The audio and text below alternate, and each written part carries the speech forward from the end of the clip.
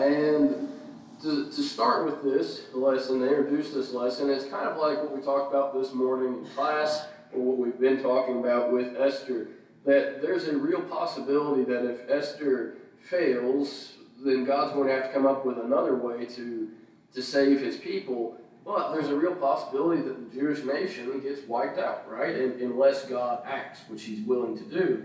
But in this case, the situation is going to be different in what we look at in Numbers. Because instead of there being some outside force that's going to destroy the people of Israel, God himself threatens to destroy them. And instead, Moses will intervene and offer a prayer to God that somehow is going to change his mind. So that's what we're going to take a look at. We'll start with a little bit of context. We'll back up to the beginning of chapter 13, but we'll end up in chapter 14 of the book of Numbers. In chapter 13, in verse 2, it says, "Send men to spy out the land of Canaan, which I am giving to the children of Israel.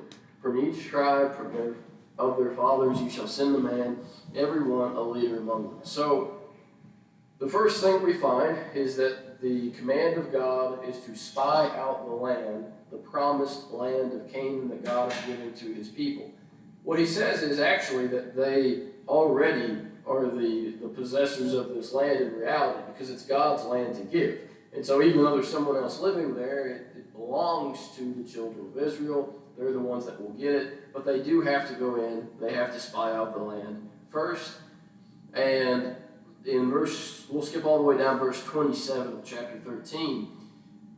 They come back after the spies have been sent. We kind of skip over that part. But in verse 27 it says, "Then they told him and said, we went to the land where you sent us. It truly flows with milk and honey, and this is the fruit." We'll stop there for just a second, come back to verse 28. The report that they give of the land is good. It looks great. Everything in the land is good. They call it figuratively a land flowing with milk and honey, which we've heard that phrase probably all of our lives. But there's, as a side note here, there's probably a bit of a literal way to take that as well. If a land is flowing with milk and with honey, what does that require? How do you get milk? That means you need some pretty green pastures in order to feed the cattle that you're talking about, whether that's going to be cattle or if it's going to be goats or whatever. But that's part of this. If you're talking about honey, well, what does that mean? It means it's a land where there's a whole lot of flowers and trees and shrubs that produce flowers for pollinators to make honey. And so it's a land that is rich in resources. It's a land that's green, that has a lot of life in it. And this is the land that has been promised to them. Verse 28, the report continues, "Nevertheless, the people who dwell in the land are strong. Their cities are fortified and very large. And moreover, we saw the descendants of Anak there." Who are the descendants of Anak? Those are some of those of the Old Testament who are giants. Whatever stature that means that they have, it means that they're a lot bigger than the Israelites are. And so they are in total fear now. And instead of reporting back that the land is good and God has given it to us by his blessing so we can go in and take it, they say, "Nevertheless, these people are strong, their cities are well fortified, and they're giants, and we can't do it." At least according to the majority of those who come back with this report. And so the response to this from the people at large, we go to chapter 14, starting in verse 1. "So all the congregation lifted up their voices and cried, and the people wept that night. And all the children of Israel complained against Moses and Aaron, and the whole congregation said to them, 'If only we had died in the land of Egypt, or if only we had died in this wilderness.'" The response is to cry all night and to wish to go back to Egypt. Of course, meaning going back to slavery and going back to hard labor. That's what they want. Or they wish that they just died. They wish that they had died before they ever left Egypt, or that they had died on the way to this new land that God has given them. And so all of that's bad, and probably all of that deserves some kind of punishment from God, but I don't think any of this is really why they are going to be threatened with total destruction. They're complaining against God. That's bad, but let's keep going. We're going to start in verse 6 of chapter 14.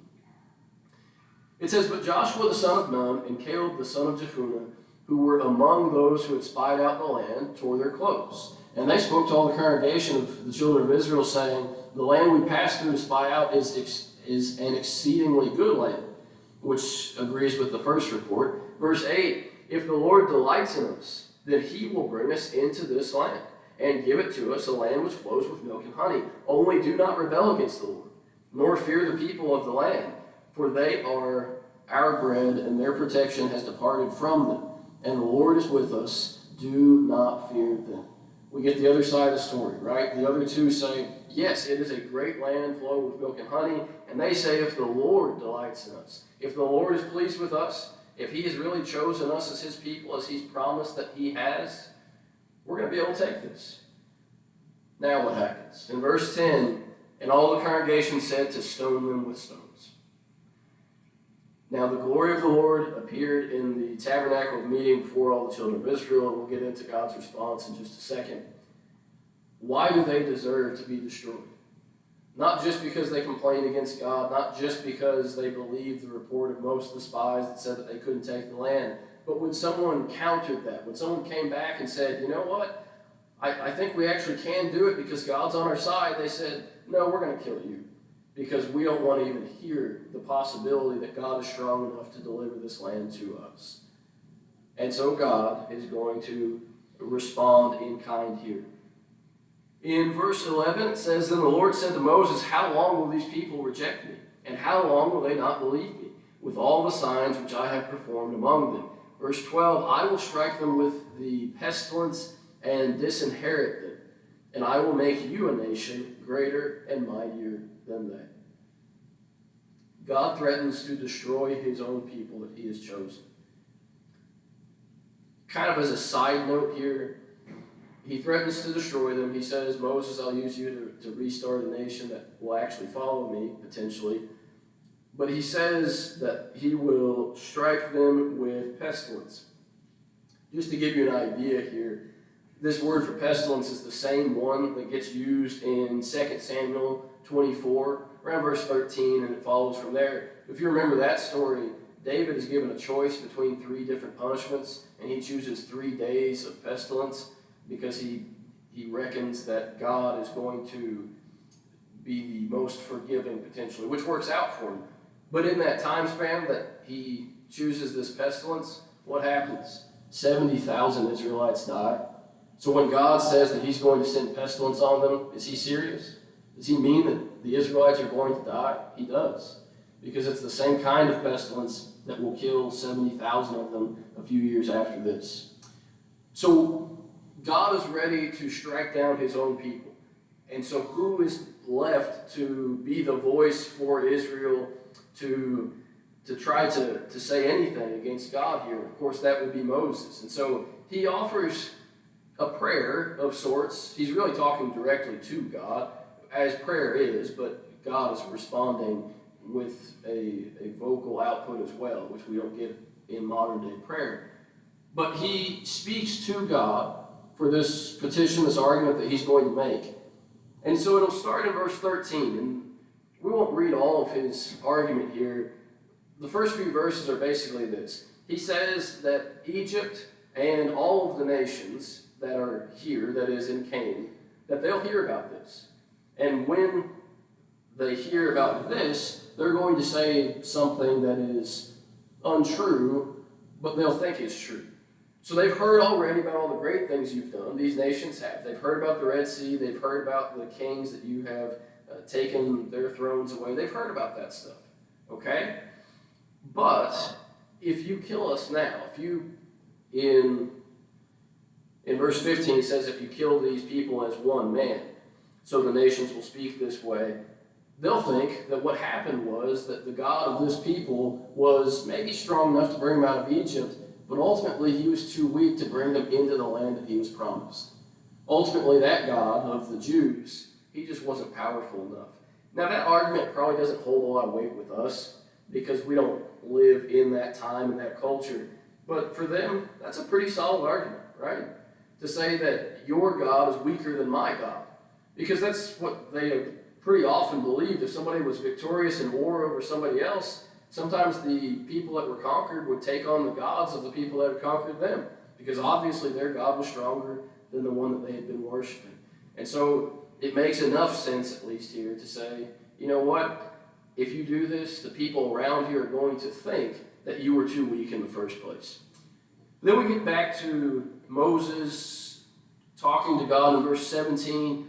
He says, "And now I pray, let the power of my Lord be great, just as you have spoken." But then in verse 18 he says, "And the Lord is what? He's long-suffering, he's abundant in mercy, forgiving in iniquity and transgression, but he by no means clears the guilty, visiting the iniquity of the fathers on the children of the third and the fourth generation." So what does Moses do here? The closest thing that it reminds me to is if you're a child and you know that you're in trouble and you're about to have to tell your parent what happened, but you start by saying, you know how nice you are all the time and how forgiving you are of your children? Well, the lamp is broken. So in this case, Moses is trying his best to say, God, this is who you are. It's not really about me or the children of Israel. Yeah, they deserve it, but remember who you are and how loving, how forgiving, how patient you are, and how patient you have already been up to this point. And in verse 19, he'll make his actual request, which is this: pardon the iniquity or the sin of this people. That's what he wants. Pardon their iniquity. Now, that being said, he just stated in the previous verse that God does not, how does it phrase it? That he by no means clears the guilty. So he's not asking him to completely forget any sin that the children of Israel has done. What he's saying is he kind of wants to stay in execution. He says, God, I know that you're going to punish these people somehow, but don't wipe them off the face of the earth today. And so that's exactly what happens, right? God says, okay, I won't kill them all right now, but anybody above a certain age limit, they will die. But I'll preserve the rest of the people who might not have had as much guilt in what has happened. But that's his request, to pardon this people. And he says in the rest of verse 19, pardon them according to your mercy, the greatness of your mercy, just as you have forgiven this people from Egypt until now. And if you go back through the account of the Exodus, you're going to see that, right? Over and over again, these people are complaining against God. They're being unfaithful to God. They're making an idol to worship instead of God. And so he has put up with a lot, even up until now. And so God does, in his part, he says, yes, I will do this. Verse 20, I have pardoned according to your word. Verse 21, but truly as I live, all the earth shall be filled with the glory of the Lord, because all these men who have seen my glory and signs which I did in Egypt and in the wilderness, and have put me to the test these 10 times and have not heeded my voice. And he goes on here, but what God is saying is, I will do this, number one, according to your word, to Moses. He's not doing this for the benefit of all the people. He's saying, Moses, because I like you, I'll do this. Because you've requested this, okay, we'll work out a deal here.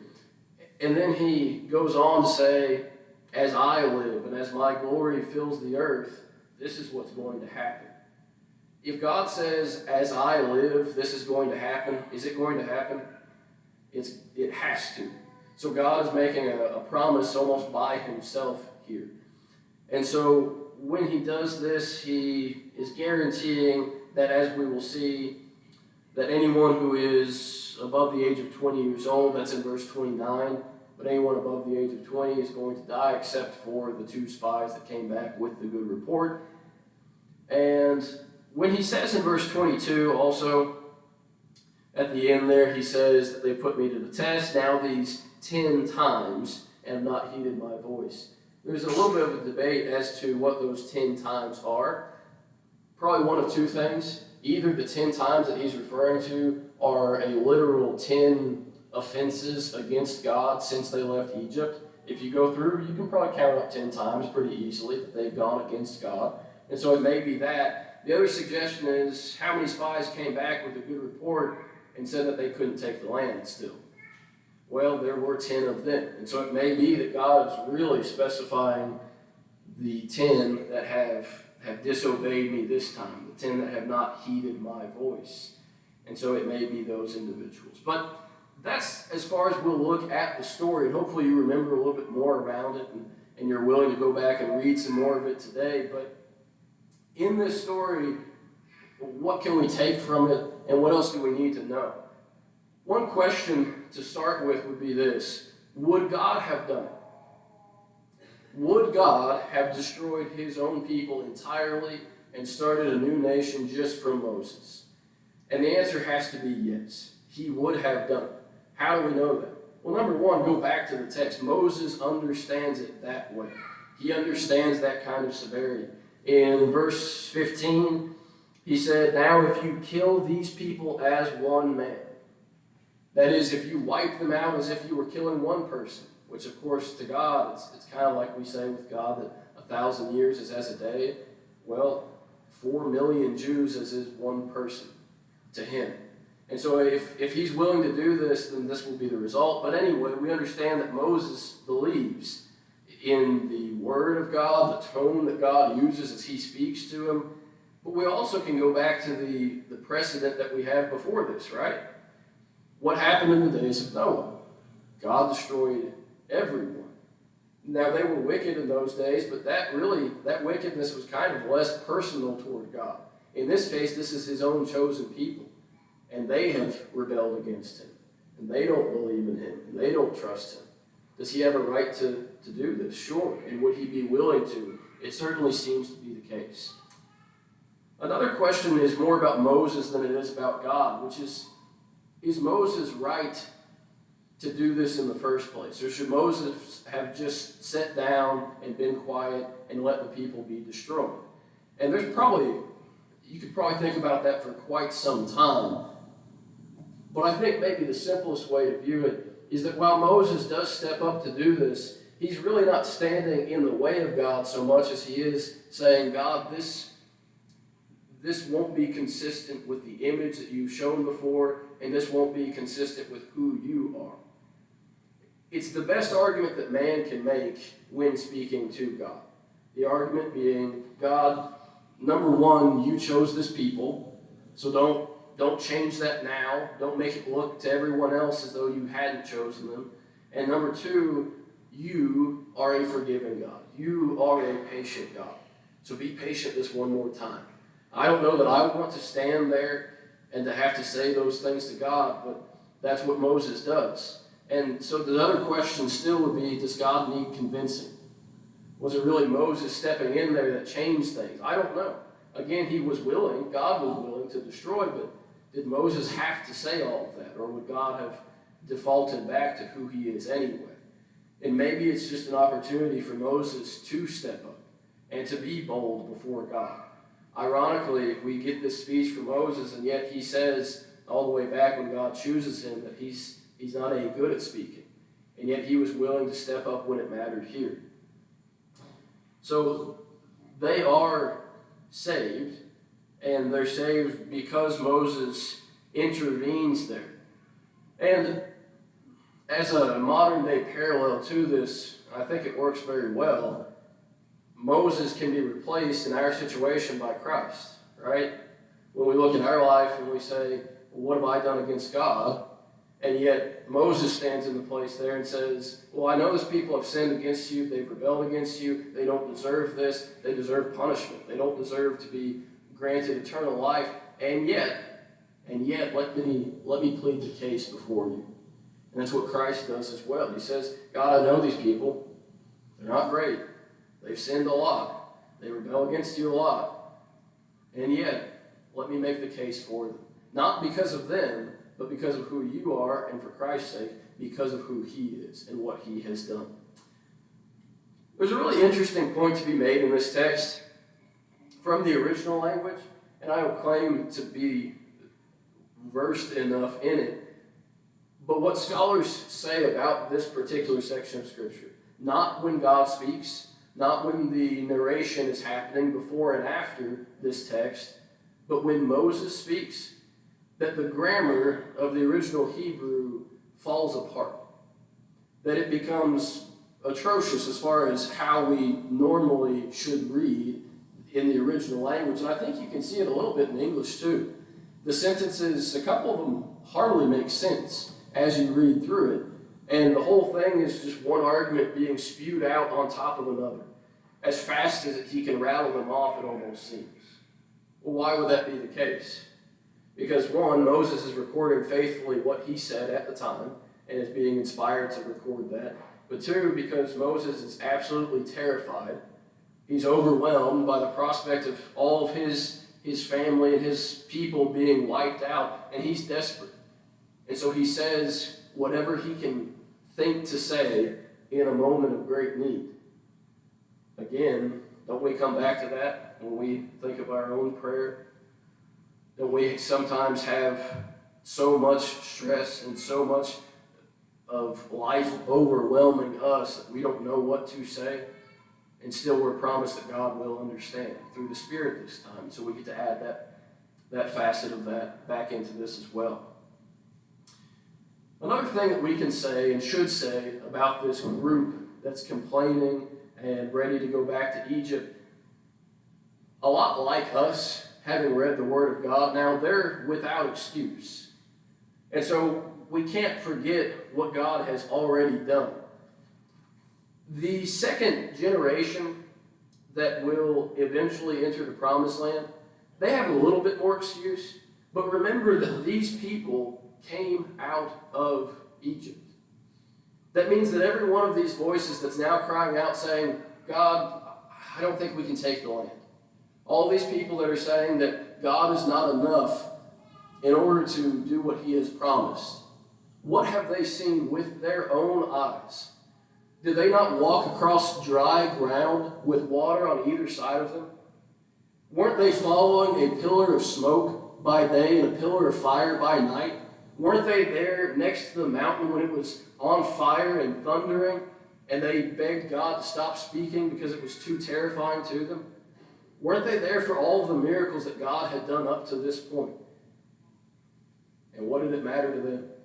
They still didn't have faith. And so we can't ignore what God has done, as this generation did and died in the wilderness. That's almost a verbatim phrase from Hebrews. We can't ignore God's past actions and not expect him to still act faithfully today based on the things that he's done in the past. Along with that, this group is believing the report of the majority of the spies that come back. They believe in 10 people, but not in the 2. And so if you're looking at this from a perspective of majority and minority, you're talking about 10 out of 12, which is 17% that are in favor of this. And yet they go along with the 83%, right? They say, well, most of these people think this way, so I guess we're going to believe this too. And maybe they were already afraid. And so when they heard the news that these people were giants and their cities were fortified, they were already ready in their own hearts to say, I don't think we can do this. But it all comes back to failing to trust in God. And the reality is that there are consequences to failing to trust in God. For this group, there were earthly consequences. And ultimately, there's probably always earthly consequences to not trusting in God. But even for us, there are eternal consequences to the same. When we fail to trust in God, the punishment is well deserved, as it was at this time. But the difference is, the entire difference is, whether we have Christ standing, as Moses did, in between us and God, willing to say, yes, they've sinned, yes, they've done wrong, but there's something else. Through the blood of Christ, they have been cleansed. This morning, if you have not already been cleansed by the blood of Christ, if you don't have Christ as the advocate that stands beside you even after sin, this is your opportunity. This morning, if you have some other need from the church, if you have something that you need to do for the church, we ask that you come forward now as we stand, as we sing.